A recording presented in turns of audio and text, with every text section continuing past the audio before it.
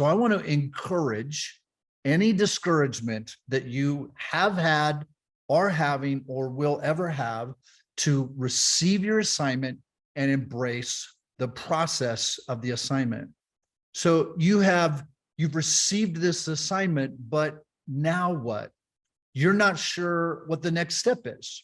You're confused now if God even really spoke to you. Did God really tell you? Did really God speak to you? Did he really give you this assignment? People aren't coming out of the woodwork and to applaud your assignment, and they're not applauding your progress. And now the warfare has gotten so intense, it begins to question, you begin to question your ability, if you even heard God, or if this assignment is, worth doing. But that's how God's assignments work. Because God's assignment, and this is what I really want you to get today, God's assignments don't come like men's assignments. Man's assignments, while not necessarily bad or negative, they're still not God's assignments. Man's assignments, clean your room, go to school, get good grades, get a job, all good things. It's fine. It's good. Do your work, build a life, et cetera, et cetera. And then the measurement of man's success and man's assignments are all graded by this external expression of success. You do it and you get A's in life, right? You aced life because you have followed these assignments that man has given you.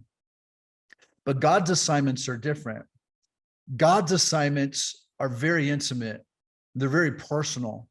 And right now, as we just kind of transition, I want the Holy Spirit to just really begin to put his finger on some places on the inside of you so that you will go deeper in your intimate place with the Lord, and you'll begin to push off and cast off and allow the Lord to remove the opinions of men.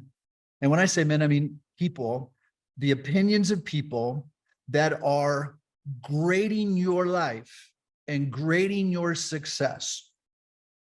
It's so easy to, when you receive an assignment from the Lord, that we begin to allow people and external situations and circumstances, things that are happening outside, to grade us and to determine to us whether or not we are following the assignment of the Lord and whether or not we are even meeting any kind of success. So God's assignments are different than man's. The grading system is different. The measurement of success is different. In God's assignment, there's 5 things here. Number 1, you receive the assignment. Number 2, you accept the assignment. Number 3, you position yourself for the assignment. These are all part of the process, the steps. Number 4, you execute the assignment. Executing is not the same as receiving. You can receive an assignment from God without executing. Executing means we're going to do this. And the 5th one is to walk out the assignment. Because not everybody that starts an assignment finishes the assignment. So it's critical. It's not just critical, and we're not talking about heaven and hell here. We're talking about being a faithful steward to what the Lord is calling you to do as an assignment, even when nobody cares, when nobody's paying attention, when nobody actually wants to be a part of the assignment God's given you. There's a real test there. So in God's assignment, you receive it, you accept it, you position yourself, you execute, and then you have to walk it out. You have to continuously walk out the assignment of the Lord. Now, here's where the deep is calling you. The deep is God doesn't let his closest friends receive the applause they're hoping for. I'll say that again.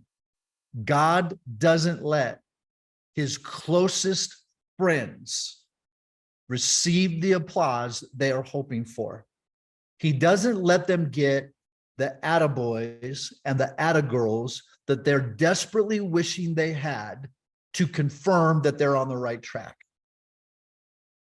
If he's calling you friend and he's entrusting things to you to do in the earth, there's a friendship and an intimacy that is very precious between you and the Lord and this particular assignment. And God will and God is hiding you from the attaboys. He's hiding you, at least for a season, for the attagirls. And he needs to hide you when you desperately need them. If you need them so that you can stay on track, then when you no longer have them, you'll fall off track. The idea here is God hides you and doesn't allow you to receive that approval and that applause so that you learn how to stay on track just because of him. So God lets his closest friends have total, reckless, abandoned, this sounds harsh, but miserable, dark trust in him alone. Miserable, dark trust in him alone, because he wants to extract everything that you need externally to keep you in that assignment. It's easy to do the assignment when everybody's applauding you. It's easy to do the assignment when everybody's saying, great job. You have all the cheerleaders that you could possibly want. You have all the support you could possibly want. You have all the finances. Everything's just hunky dory. And you even have, the people that really have rejected you in life are all part of this process, and everybody's hooraying you. It's easy to do the assignment. But we learn from people like the life of Moses or the life of Joseph, many others, that they had to fulfill and they had to execute and they had to walk out an assignment when they were despised and hated and had nobody. So if you feel alone in this assignment, that's a pretty good indicator that God's being very jealous over his relationship with you, and he's wanting to take you deeper into a place of intimacy. Let him hide you.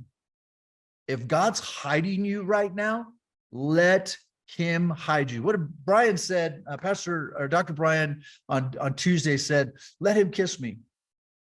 Here's the message today. The message today is let God hide you. The hidden ones are effective ones. God hides his closest friends to himself. The hidden ones are not the hidden ones are protected in God from the distractions of intoxicating wine of people's pleasure. He hides you from this intoxication of people's approval or lack of approval. Because when we have people's approval, it can intoxicate us. It affects our senses. And when we have it and when we don't have it, it causes us to think different. It causes us to talk different, to respond. It affects our senses and intoxicates us. Don't be intoxicated by the wine of people's pleasure. Let God hide you and protect you from those distractions. That's why the wilderness, and this isn't super popular, this probably wouldn't be a book that would sell very well, but the wilderness and the pit are the best place for you.